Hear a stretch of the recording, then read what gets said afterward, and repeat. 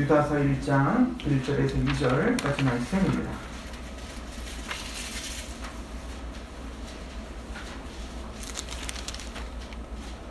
요한계시록 바로 앞에 있죠?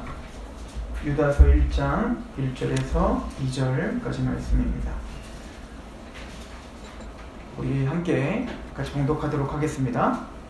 유다서 1장 1절에서 2절 시작.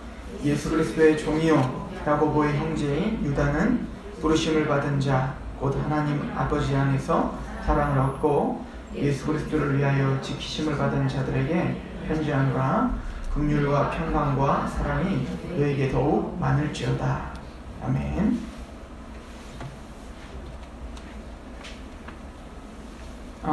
오늘부터는 유다서를 몇 시간에 걸쳐서 같이 보게 될 것입니다. 우리가 베드로후서를 같이 상고했었죠. 수요일날. 베드로후서가 끝나고 유다서를 바로 하는 것은 베드로후서와 유다서가 굉장히 긴밀하게 연결이 되어 있기 때문에 그렇습니다. 특별히 베드로후서 2장과 이 유다서의 내용은 굉장히 비슷한 부분들이 많습니다. 아마 이 유다는 그 12사도의 그 유다는 아닙니다. 이 12사도 중에 유다가 2명이 있었죠. 우리가 잘 아는 대로 예수님을 배반했던 유다가 있고요. 또 한 명의 유다가 있습니다. 그래서 사실은 이 유다서는 누가 썼는가에 대한 논의가 좀 있었는데 아마 그 가룟 유다가 아니라 그 12 제자 중에 한 유다일 것이다 라고 이야기도 많이 합니다. 그러나 전국적으로 이 유다는 바로 예수님의 친형제였던 유다다 라고 우리가 보는 것이 합리적이고 합당합니다. 그래서 이 유다는 사실 12 제자는 아닙니다. 그러니까 12 사도가 아니었다는 얘기인 거예요.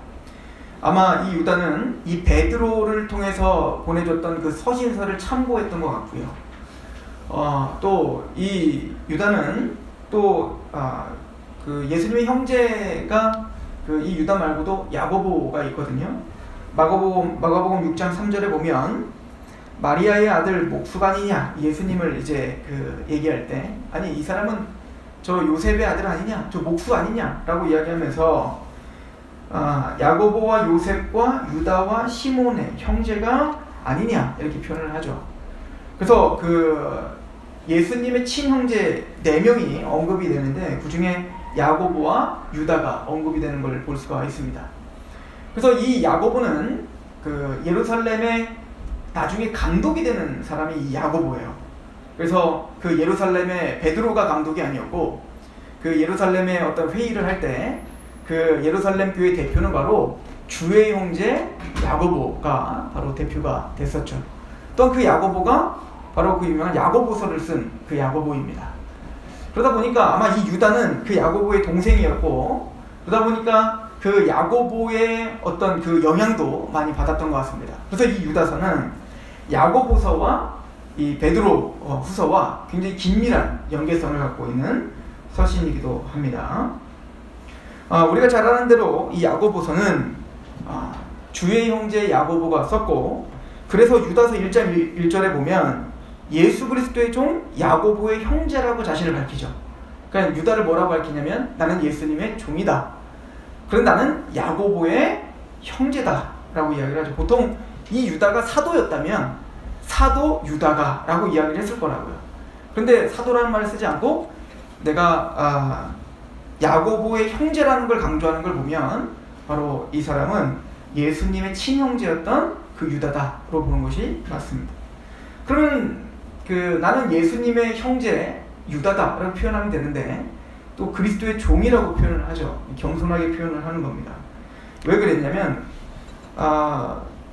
요한복음 7장에 그 예수님께서 예루살렘에 이제 6월절이 돼서 올라가실 때가 됐는데 그때 그 형제들이 나와서 그 예수님에게 막 비아냥거리는 장면이 나옵니다. 그 형제 야고보, 유다, 이 아까 말했던 그 요셉, 그 시몬이라고 하는 그 친형제들이 예수님께 나와서 막 비아냥거려요. 묻혀서 일하는 사람은 없습니다. 빨리 세상에 드러내면서 일을 하십시오. 당신 진짜 메시아라면 세상에 빨리 드러내야지. 지금 명절이니까 빨리 올라가서 세상에 빨리 한번 해보십시다. 그렇게 막 비아냥을 거리죠. 그리고는 요한복음 7장은 그 형제들까지도 예수를 믿지 아니함이라 이렇게 표현하고 있죠. 그러니까 어렸을 때부터 형이라고 불렀던 그 사람이 메시아고 하나님이라는 것을 인정할 수가 없었던 겁니다. 아마 이 야고보와 유다는 예수님이 범상치 않은 분이라는 건 알고 있었을 겁니다. 그렇죠? 누가복음에 보면 예수님이 어렸을 때부터 랍비들과 같이 이야기를 나누고 굉장히 바른 삶을 살았을 것이에요. 그러다 보니까 야고보와 유다는 아마 예수님은 남들과는 다르게 뭔가 특출난 랍비 정도 되겠구나라고 생각을 했겠지. 설마 내 진짜 형이 메시아고 게다가 하나님이고 우리가 그렇게 기다렸던 아니 우리 집안이 그렇게 뭐 잘 나가는 집안 아니고 목수의 집안인데 아마 믿음이 생기지 못했던 것 같아요.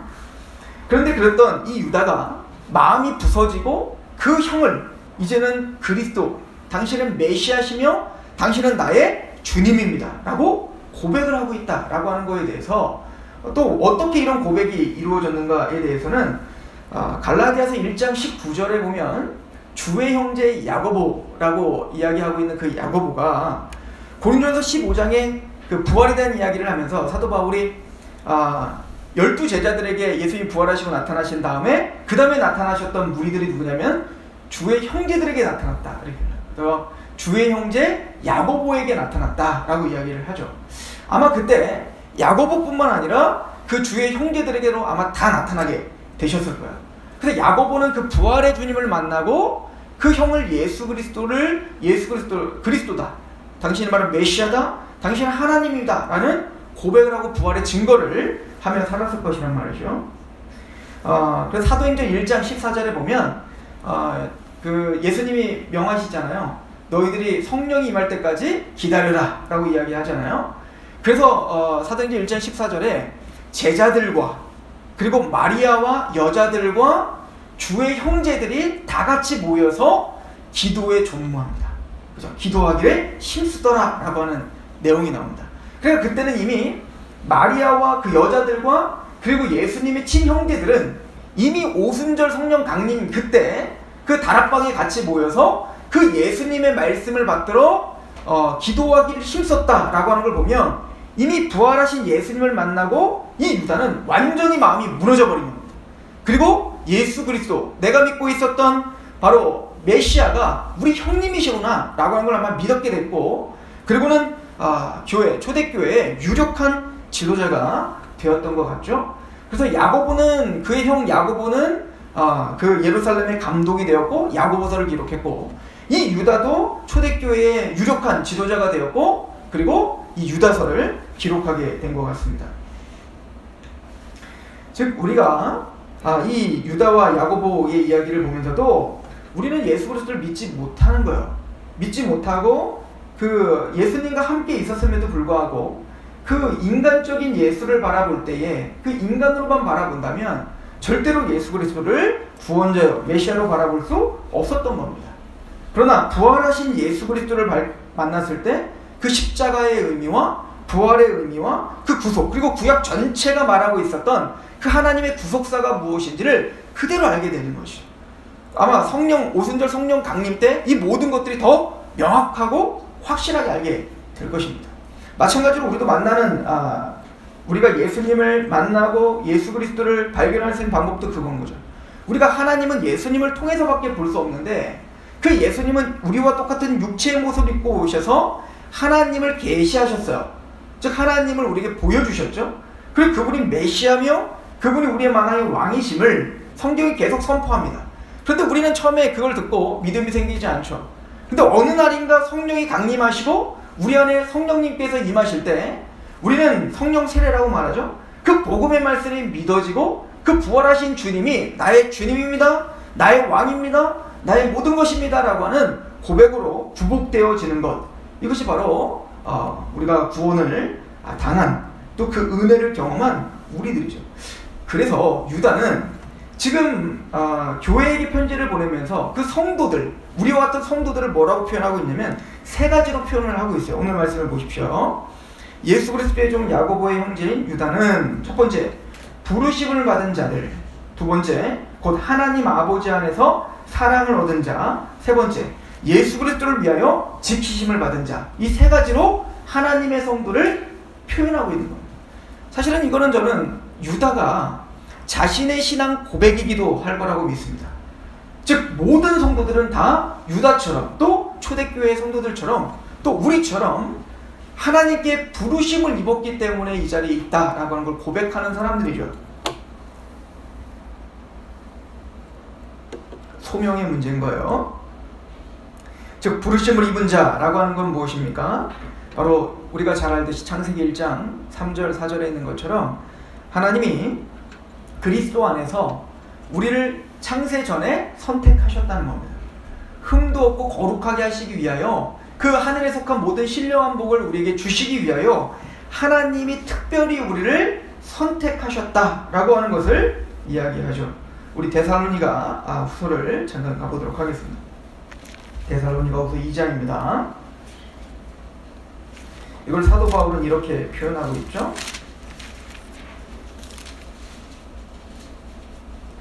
데살로니가 후서 2장 13절입니다.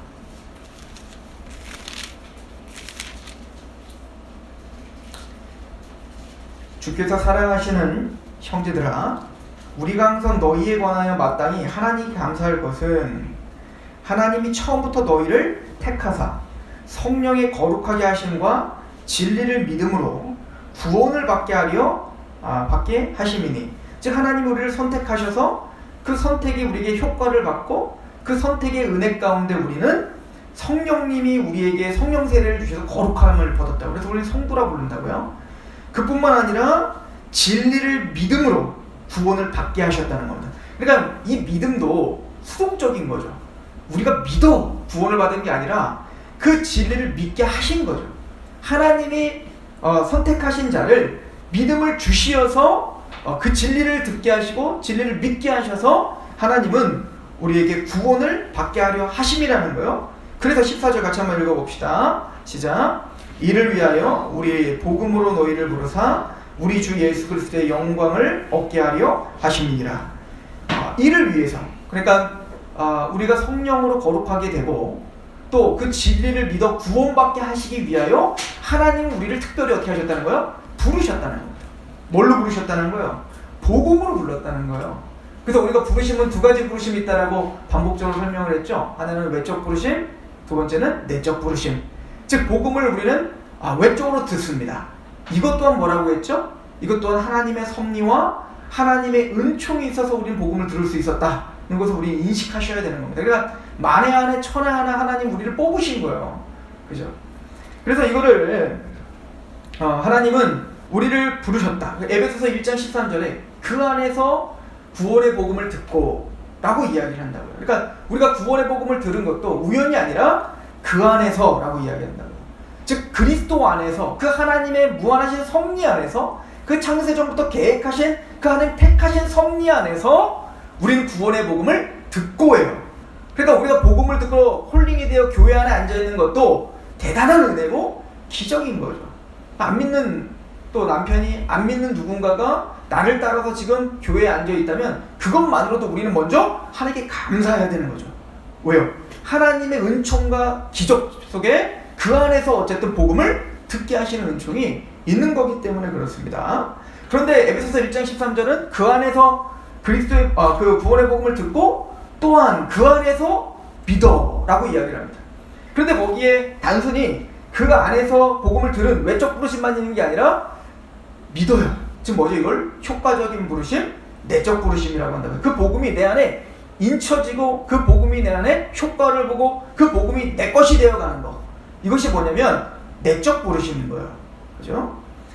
그래서 14절에 보니까 데살로니가 후서 2장 14절에 보면 이를 위하여 우리 복음으로 너희를 부르사 우리 주 예수 그리스도의 영광을 얻게 하려 하심이니라. 그러므로 형제들아 굳건하게 서서 말로나 우리의 편지로 가르침을 받은 전통을 지키라 라고 이야기하죠. 그래서 이거 항상 이렇게 연결이 되는데요. 너희의 부르심을 굳게 하라. 이 얘기를 사도 바울도 하고 베드로도 한다고요. 너희의 부르심을 굳게 하라. 너희의 소망이 무엇인지를 분명히 알아라. 이렇게 말해요. 이건 무슨 얘기냐면 하나님이 우리를 부르셨을 때에는 분명한 목적이 있고 분명한 소명이 있잖아요. 또 부르신 방향성이 있을 거 아니겠습니까? 우리를 괜히 부르는 건 아니지 않겠어요?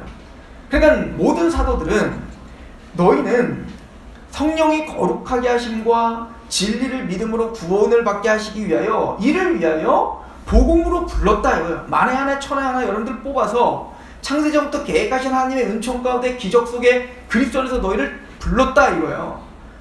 그러므로 너희는 그 부르심이 있으니까 그러므로 너희는 사도들이 전한 그 전통을 기억하라는 거예요. 그러니까 하나님의 말씀을 집착하라는 겁니다. 사도들의 말씀을 너희의 그 부르심 가운데 있으니 그 하나님의 말씀 가운데 너희들은 굳건히 서서 있어라 이 얘기를 하고 있죠. 왜냐하면 우리를 예정하시고 부르심의 목적지는 어디냐면 흠도 없고 점도 없는 그죠? 그리스도의 형상을 닮아가기까지라고 우리는 무한히도 많이 이야기를 했잖아요. 로마서 8장에 구원의 서정에 대한 이야기를 사도 바울이 하면서 미리 아신 자를 또한 미리 정하시고 미리 정하신 자를 또한 부르시고 부르신 자를 의롭다 하시고 의롭다 하신 자를 영화롭게까지 하십니다. 이 말씀을 하기 전에 무슨 얘기를 하죠? 미리 아신 자를 그 하나님의 아들의 형상을 본받게 하기 위하여 미리 정하셨다는 거예요. 그러니까 우리의 목적지는 분명한 거예요. 그러니까 복음으로 부름을 받은 사람은 난 죄사함 받았습니다. 은혜 가운데 난 구원 받았습니다. 그 감격 가운데 있어야죠. 그러나 거기서 끝나지 말고 하나님의 사도들이 가르쳐준 주님의 사도들이 가르쳐준 말씀을 집착하며 굳건히 터를 세우는 방법은 이제는 그 부르심의 소명이 무엇인지를 알고 달려가는 자들이죠. 그래서 1차적으로 내 개인적인 모습에는 그리스도의 형상을 닮아가려고 하는 몸부림이 있는 거예요. 그러기 위해서 우리는 뭐를 집착하는 거죠? 사도들의 가르침을 집착하는 거죠.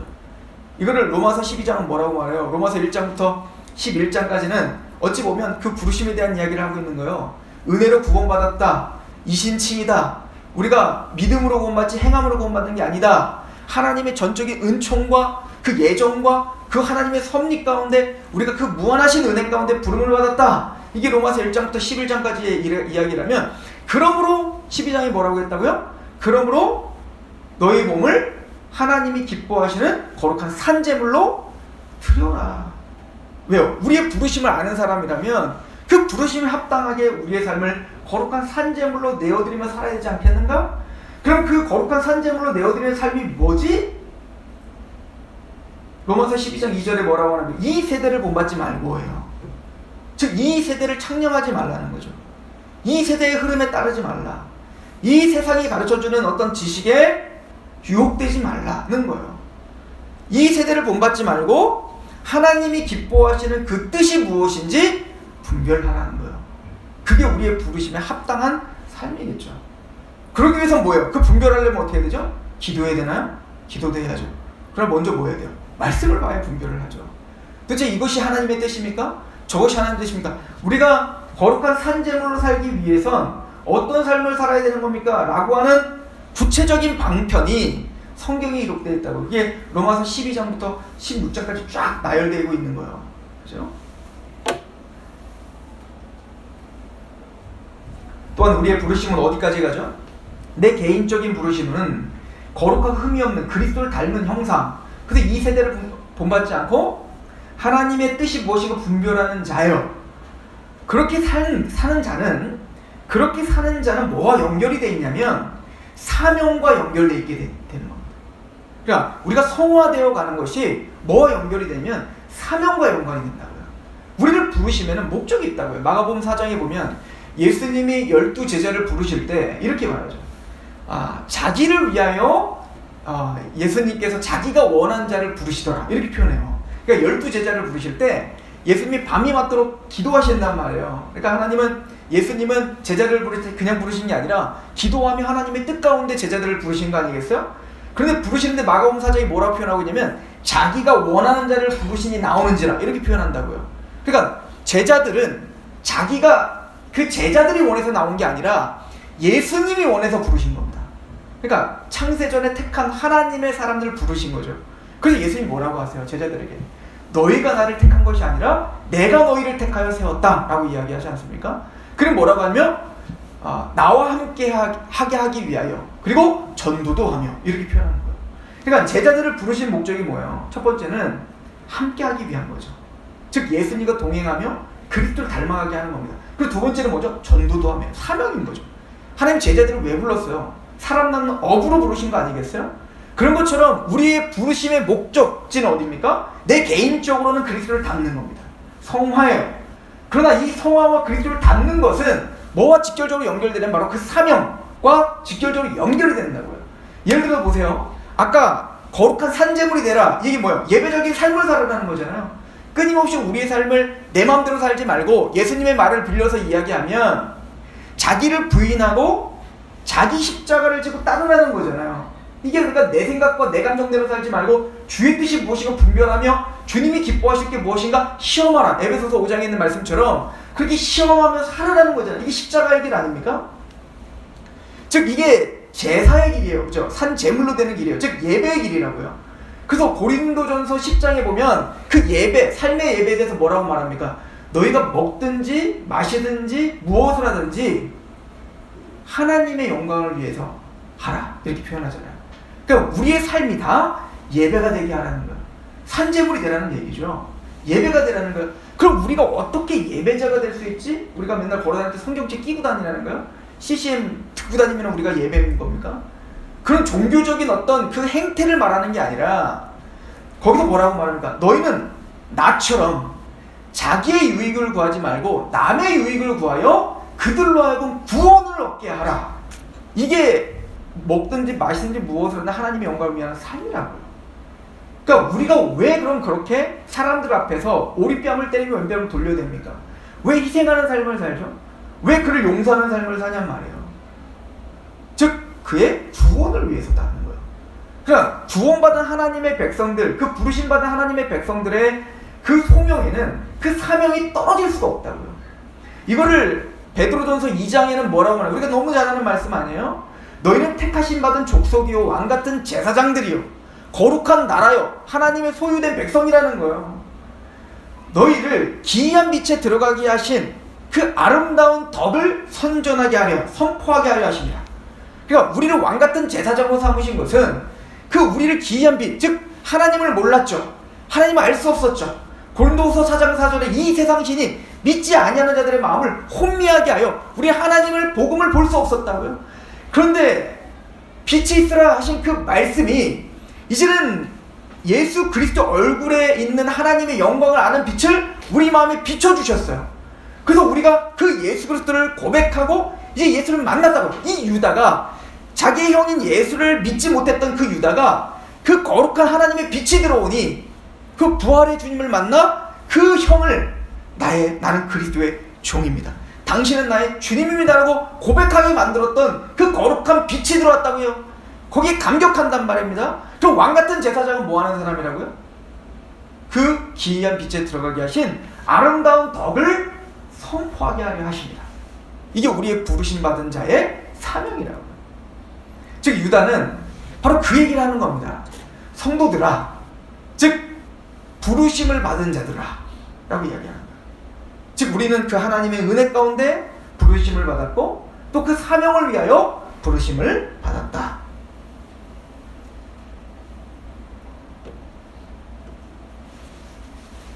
두 번째는 곧 하나님 아버지 안에서 사랑을 얻고 라고 이야기를 하죠. 우리가 부르심을 받아 그 사명을 갖고 나아보면 처음엔 내가 믿었는 줄 알죠. 근데 뒤를 돌아보면 그 모든 것이 다 하나님 아버지 안에서 사랑이었다는 것. 하나님 아버지 안에서 이루어진 사랑이라는 걸 깨닫게 되죠.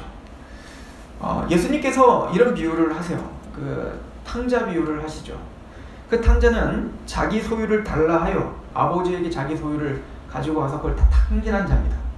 죄를 범한 거죠. 우리를 말하면 쉽게 얘기하면 이제 죄를 범한 건데, 그래서 완전히 죄를 범해서 돼지 쥐염 열매를 먹을 수밖에 없는, 그 옆에 가서 돼지 쥐염 열매를 먹을 수밖에 없는 그런 처지로 전락하고 맙니다. 그건 유대인들이 보기에는 대단히 큰 타락과 굉장히 충격적인 사건이죠. 왜냐면 돼지는 부정한 짐승이에요. 그런데 그 돼지와 함께 쥐염 열매를 먹어야 된다? 이거는 완전한 타락을 말합니다. 전적인 타락, 부재불능이라는 거죠.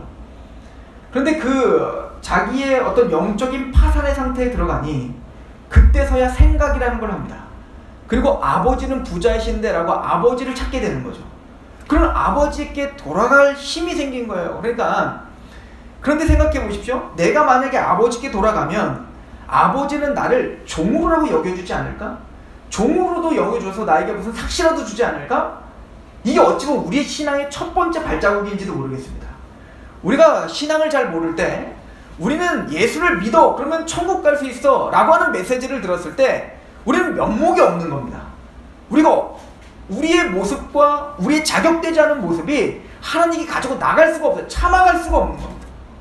그래서 뭔가 율법주의적으로 내가 뭔가 해서 그걸 가지고 가야 하나님이 나를 그럼 종으로도 여겨주시고 그래도 구원의 구슬기도 주시지 않을까? 라고 하는 심정으로 우리는 주님께 나왔을 수도 있습니다.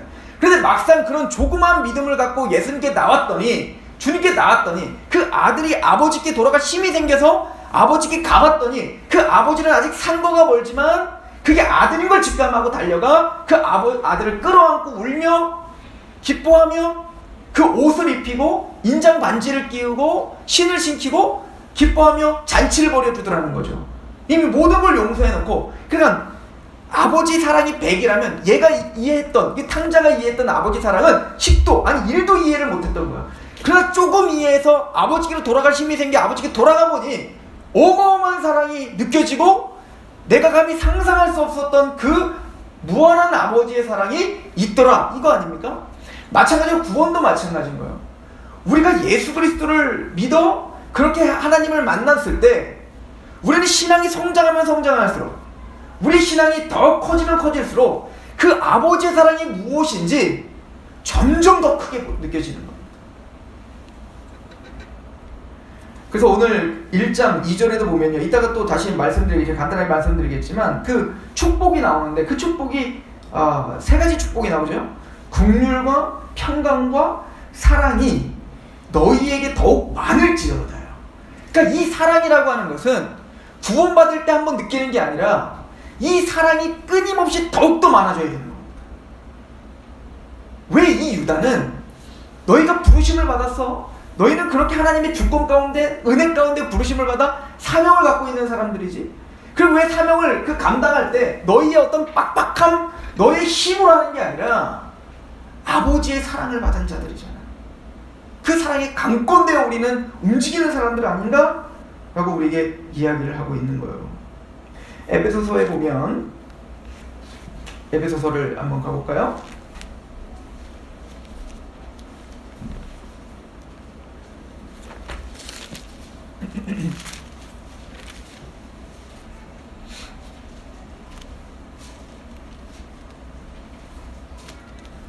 에베소서 우리 3장입니다. 사도 바울도 교회를 위해서 항상 기도할 때 이렇게 기도하고 있는 모습을 볼 수 있습니다. 에베소서 3장입니다. 18절부터 보겠습니다. 14절부터 볼게요. 이러므로 내가 하늘과 땅에 있는 각 족속에게 이름을 주신 아버지 앞에 무릎을 꿇고 비노니 그의 영광이 풍성함을 따라 그의 성령으로 말미암아 너희 속사람을 능력으로 강건하게 하시오며 믿음으로 말미암아 그리스도께서 너희 마음에 계시게 하옵시고 너희가 사랑 가운데서 뿌리가 박히고 터가 굳어져 능히 모든 성도와 함께 지식에 넘치는 그리스도의 사랑을 알고 그 너비와 길이와 높이와 깊이가 어떠함을 깨달아 하나님의 모든 충만하신 것으로 너희에게 충만하게 하시기를 구하노라 라고 이야기하죠. 사도 바울은 성도들을 향한 기도에서 항상 마음을 다해 기도하는 게 뭐냐면 그리스도의 사랑, 하나님이 우리에게 부어주신 그 사랑의 넓이와 높이와 깊이와 그 어떠하심이 날마다 더하기를 기도하고 있어요. 왜냐면 이것이 우리가 그 사명을 짊어지고 가는 또 우리가 그 부르심에 합당한 삶을 살아가는 원동력이 되기 때문에 그렇습니다. 그런데 이미 너희 안에는 이 사랑이 있다는 것을 가르쳐주고 있는 겁니다. 성도들아, 너희는 부르심을 받았고 아버지 안에서 이미 사랑을 받은 자들이다는 것이죠. 사도 바울이 고린도 교회에게 편지를 보내면서 나는 그리스도의 사랑에 그 사랑에 강권되어 이제는 내가 사는 것은 이제는 예수 그리스도를 위하여 산다 라고 이야기를 하지 않습니까?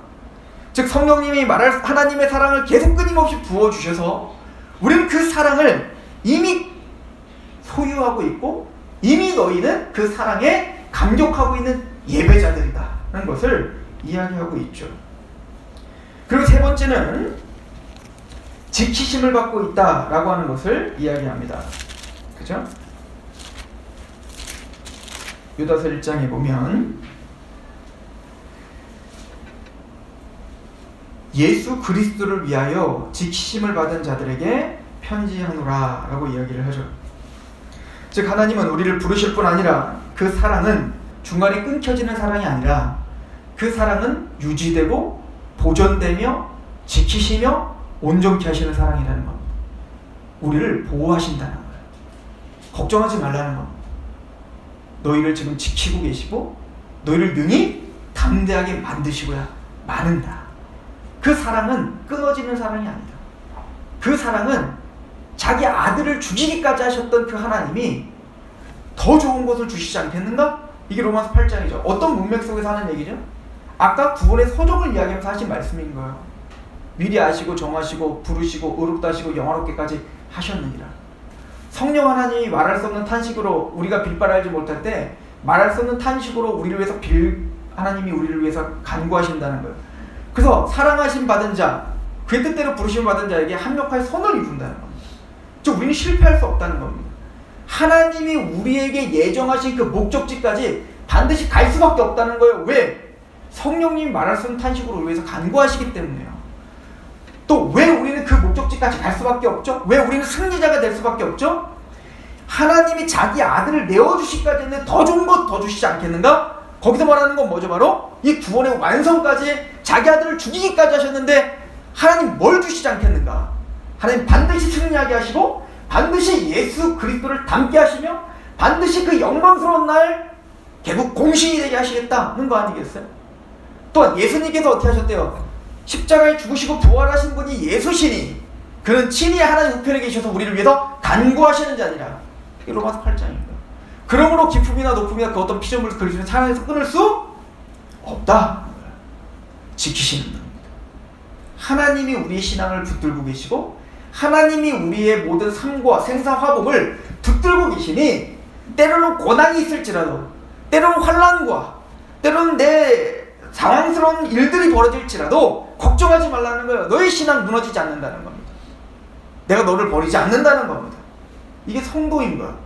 지키심을 받은 자라고 이야기를 하죠. 베드로후서 1장을 한번 보십시오. 그래서 베드로 사도도 이렇게 이야기를 하고 있었습니다.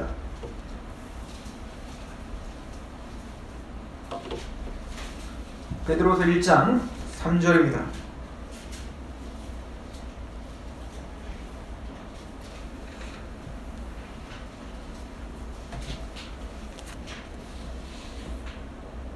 그의 신기한 능력으로 생명과 경건에 속한 모든 것을 우리에게 주셨으니 이는 자기의 영광과 더불어서 우리를 부르신 이를 알므로 말미암음이라. 이로써 그 보배롭고 질기 큰 약속을 우리에게 주사 이 약속으로 말미암아 너희가 정욕 때문에 세상에 썩어질 것을 피하여 신성한 성품에 참여한 자가 되게 되려 하셨느니라. 그러므로 너희가 더욱 힘써 너희의 믿음의 덕의 지식을, 지식의 절제를, 절제의 인내를, 인내의 경건을, 경건의 형제 우애를, 형제 우애의 사랑을 더하라. 이런 것이 너희에게 있어 흡족한즉 너희를 우리 주 예수 그리스도를 알기에 게으르지 않고 열매 없는 자가 되지 않게 하려니와 이런 것이 없는 자는 맹인이라 멀리 보고 보지 못하고 그 옛죄가 깨끗하게 된 것을 잊었느니라. 그러므로 형제들아 더욱 힘써 너희의 부르심과 택하심을 굳게 하라. 너희가 이것을 행한즉 언제든지 실족하지 아니하리라. 이같이 하면 우리 주 곧 구주 예수 그리스도의 영원한 나라에 들어감을 넉넉히 너희에게 주시리라 라고 이야기를 하죠. 즉 하나님께서 우리를 보배롭고 신령한 하나님의 큰 약속을 주시고 믿음의 덕의 지식을, 절제를, 인내를, 경건을, 형제 우애를, 사랑을 더하게 하라. 우리의 택하심과 부르심을 굳게 하라 라고 이야기를 합니다. 즉 우리는 성장해야 될 사람이다. 우리는 그렇게 하나님의 부르심 가운데 달려가야 될 사람이다 라고 이야기를 하죠. 자, 우리 베드로 전서도 한번 가보세요.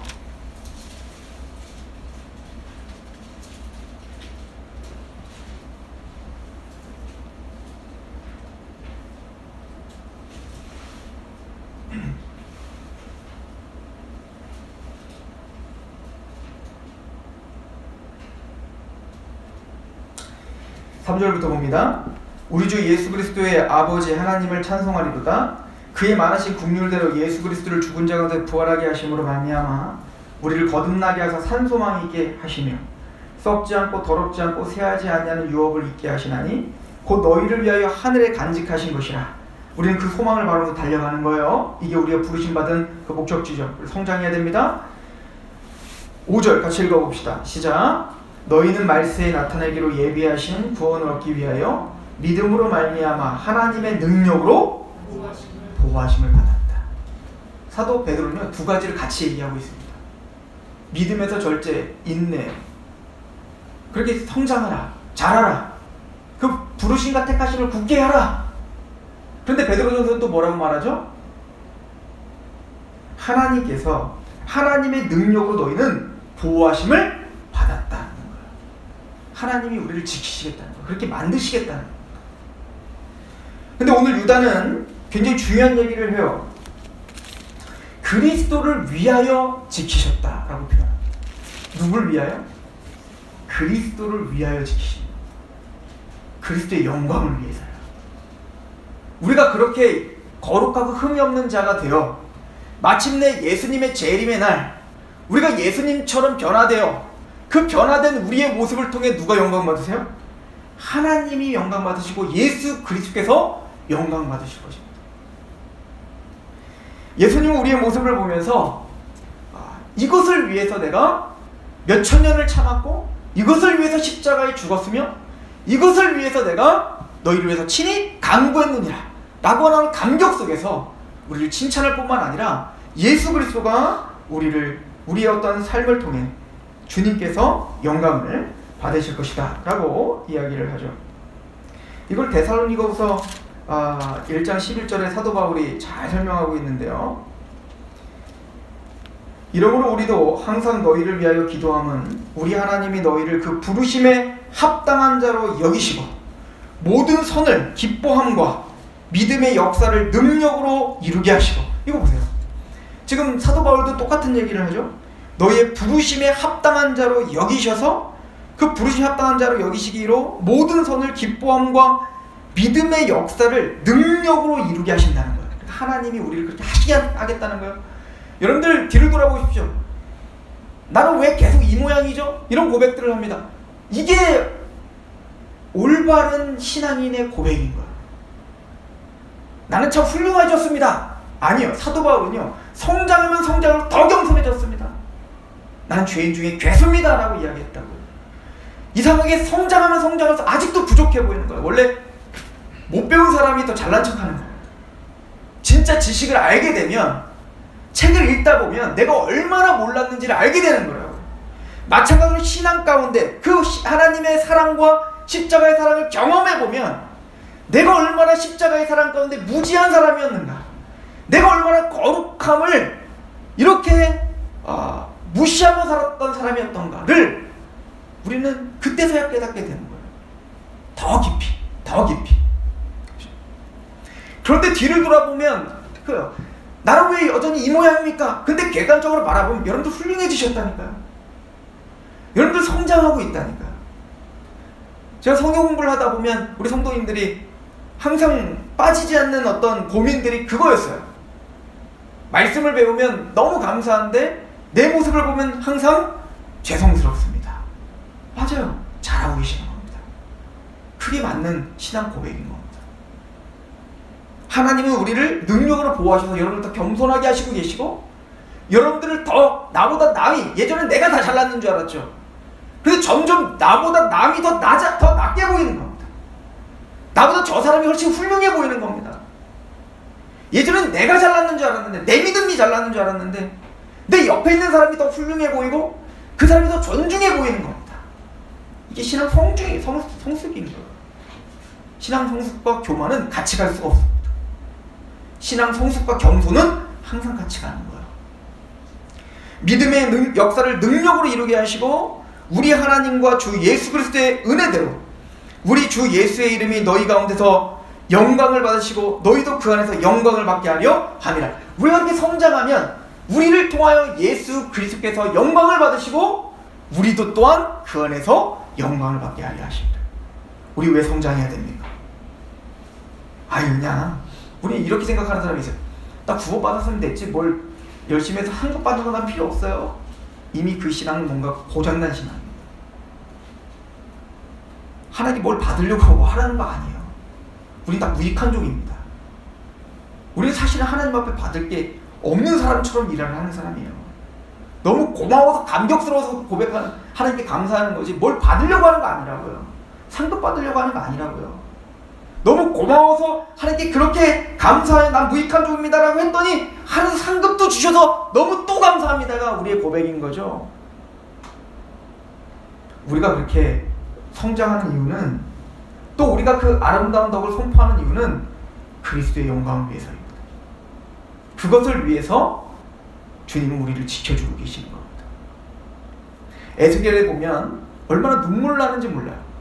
하나님이 얼마나 진을 빼는 그 열심과 얼마나 그 가슴이 찢어지는 걸 엉뿍 잡고 이스라엘을 끝까지 지키며 어쩌든 반역을 저지른 그를 바벨론에 끌고 가서 채찍으로 때리는 한이 있더라도 그 성실하신 하나님이 그들을 다시 돌아오게 하시고 겸손하게 하시고 그런 어떤 눈물 나는 싸움을 하나님이 하신다고요. 그 에스겔에게 하나님 뭐라고 하신지 아십니까? 내가 왜 그렇게 하는 줄 아는가? 맑은 물을 뿌려 정결하게 하고 모든 우상 숭배를 걷어내시고 그리고 거기에 새로운 마음과 새 영을 부어주어 거기에 내 영을 두게 하여 내 규례를 따르게 할 건데 내가 왜 그렇게 하는 줄 아느냐? 나는 내 이름을 아꼈노라. 그들이 더럽혔던 마땅히 영화롭게 마땅히 거룩히 여김을 받아야 될 그 거룩한 여호와의 이름, 그 그리스도의 이름이 우리 때문에 집합힘을 당한다고요.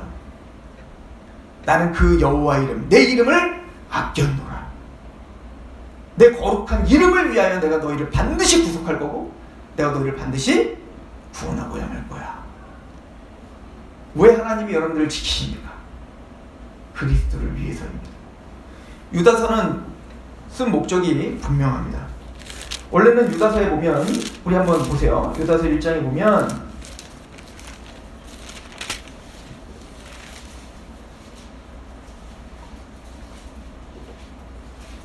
1장 3절을 보십시오. 사랑하는 자들아, 우리가 일반으로 받은 구원에 관하여 내가 너희에게 편지하려는 생각이 간절하던 차에 성도의 단번에 주신 믿음의 도를 위하여 힘써 싸우라는 편지로 너희를 권하여야 할 필요를 느꼈다는 거예요. 원래는 일반으로 받은 구원, 뭐 다음에 더 정확하게 얘기하겠지만 여자나 남자나 부한 자나 가난한 자나 인종적이거나 상관없이 우리가 유일하게 인류에게 주어진 공통적인 그 일반적인 복음에 대해서 우리가 같이 사도 바울이 로마서를 통해서 복음을 나누고 서로 위안을 삼으려고 했던 것처럼 내가 그렇게 편안하게 그 복음을 같이 나누려고 했다. 그런데 어떤 사정에 의해서 내가 변화시킬 수밖에 없었다. 그리고 지금 사실은 이렇게 좀 인사도 하고 해야 되는데 그게 아니라 그냥 바로 본론으로 들어가는데, 단번에 주신 믿음의 도를 위하여 힘써 싸우라는, 왜죠? 지금 이단자들이 교회를 침투해 들어온 거예요. 그러니까 부르심을 받았고 사랑함을 받았고 지킴을 받는 하나님의 성도들 그룹 안에 이단자들이 들어왔다고요. 그러니까 교회 안에 거짓 가르침들이 들어왔다고요. 어떤 거짓 가르침이냐면 베드로후서 2장에서 말하는 가르침과 비슷한데, 첫 번째는 기독론이 박살났어요. 즉 예수 그리스도에 대한 오해를 불러일으키는, 예수님을 잘못 가르치고 있는 이단들. 두 번째는 구원론이 박살났습니다. 그 구원을 방종한 것으로 바꾸는 이단들. 세 번째는 교회론이 박살났습니다. 하나님의 그 교제를 부셔버리고 자기들의 배만 불리는, 그러니까 자기들의 새만 키우려고 하는, 당짓기만 하려고 하는 사람들. 그리고 네 번째는 윤리적인 부서짐입니다. 즉 구원받은 하나님의 마땅한 삶의 열매가 있어야 되는데 그 열매, 윤리적인 것들을 다 무마시키는 이단들. 이 네 가지 이단들이, 이 네 가지 정도의 특성을 갖고 있는 이단들이 지금 유다서에 드러난 겁니다. 그래서 이 유다는 지금 대단히 긴급하게 지금 교회에게 편지를 보내면서, 그래서 너희의 부르심 그리고 너희는 사랑 안에 있고 너희는 지키심을 받아 너희는 싸워 이길 수 있다. 그 가운데서 그 긍휼과 평강과 사랑, 이 세 가지가 있어야 너희가 그들과 싸워 승리할 수 있다라고 하는 거예요. 하나님의 긍휼이 없다면, 또 그 하나님의 주시는 그 평강이 없다면, 또 하나님이 주시는 그 사랑, 지금까지 설명한 그 무한하신 사랑 가운데 너희가 있지 않다면 어찌 승리할 수 있겠는가? 그러므로 너희는 긍휼과 평강과 그 사랑으로 더욱더 많아져라. 즉 성장하고 너희는 끊임없이 부단히도 그 부르심의 소망에 합당하게 너희는 전진해야 된다는 것을 이야기하는 겁니다. 그리고는 이 유다는 그러기 위해서 두 가지를 생각하고 기억하라 라고 이야기를 합니다. 이게 아주 중요한 얘기인데요. 하나 1장 5절이에요. 너희가 본래 모든 사실을 알고 있으나 내가 너희로 다시 생각나게 하고자 한다. 뭘 생각나게 하냐면 이제 5절부터 구약에 대한 이야기를 할 겁니다. 구약에서 하나님이 어떻게 행하셨고 또 구약에서 하나님 말씀을 어긴 자들이 어떤 보응을 받았는지에 대해서 구약을 거울을 통해 구약 말씀을 통해서 그들의 신앙을 점검하고 견고하게 반석을 깔려고 한단 말이에요. 그리고 이게 16절까지 가요. 그리고 17절은 이렇게 말해요. 사랑하는 자들아 너희는 우리 주 예수 그리스도의 사도들이 미리 한 말을 기억하라. 이제부터 뭘 기억해야 돼요? 사도들이 가르쳐줘. 즉 신약입니다. 즉 신약 성경을 통해서 우리에게 주신 하나님의 메시지를 통해 너희는 굳건히 서 있어라. 그러니까 구약과 신약 이 성경 말씀을 통해 너희가 굳건히 서 있어야 승리할 수 있다. 이 얘기를 하고 있는 것입니다. 우리 유다서를 통해서 우리가 구약과 신약을 통해 또 하나님의 부르심을 받고 또 사랑하심을 받고 지키심을 받은 그리스도의 영광을 위해 지킴을 받은 우리 아닌가. 그러므로 하나님의 긍휼과 평강과 그 사랑 가운데 그 사랑이 더욱더 많아져 성장하여 그 구약과 신약 하나님이 주신 말씀 위에 서서 그 사랑으로 성장하라. 이것이 우리의 신앙이 우르나 자르나 치우치지 않는 유일한 방편이다. 이것을 이야기하고 있습니다.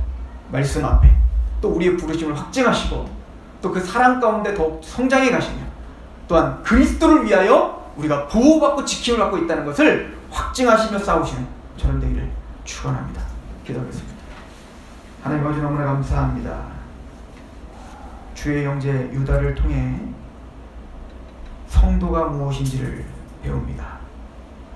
또 우리가 마땅히 싸워야 될 그 싸움의 그 목적지 또 우리를 지키시는 그 목적이 어디 있는지를 우리가 상고합니다. 하나님 우리를 긍휼히 여기시고 또 우리의 생각과 마음을 주장하시어 말씀을 통해 이 세대를 본받지 않고 주의 뜻이 무엇인가 분별하며 우리의 몸을 거룩한 산재물로 내어드리며 그런 소명의 길로 사명의 길로 묵묵히 걸어갈 수 있는 우리가 되게 하옵소서.